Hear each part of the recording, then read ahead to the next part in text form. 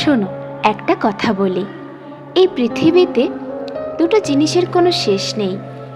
একটা হলো online offer, আর একটা মানুষের চর্চা।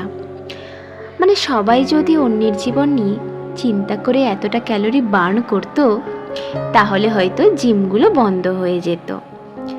জীবনে কিছু মানুষ থাকে যারা নিজের জীবন নিয়ে যত না ভাবে, তার চাইতে অন্যের জীবন নিয়ে বেশি চিন্তায় থাকে।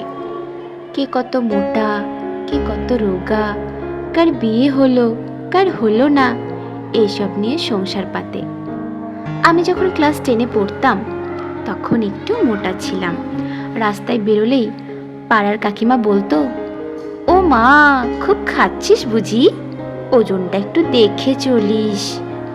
তারপর কলেজে গিয়ে ওজন কমালাম, মানে ডায়েট ফাইট করছিলাম আর কি।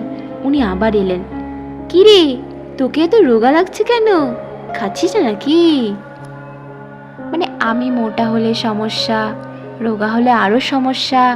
এদের মতে আমার শরীরের কন্ট্রোল আমার না, সব কিছুতেই ওদের অ্যাপ্রুভাল নিতে হয়। তারপর যখন বিয়ে করিনি, তখন তুই বিয়ে করিসনি কেন, আর কত দেরি করবি? আর যেই না করলাম, বিয়ে করলি তা ভালো, তো বাচ্চা টাচ্চা কবে নিবি? আর যদি বিয়ের পর মোটা না হই, বিয়ে করে এমন শুকিয়ে যাচ্ছিস কেন?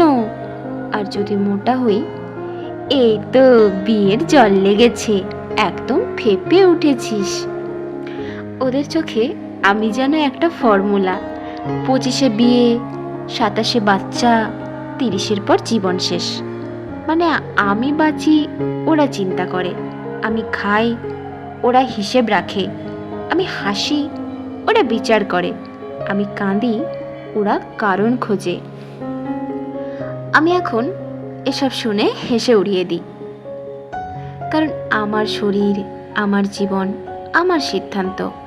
আর যারা এত চিন্তা করে, তাদের জন্য আমি একটা কথা বলবো, আপনার চিন্তা আপনি রাখুন, আমার চিন্তার খরচা আমি নিজেই দিচ্ছি।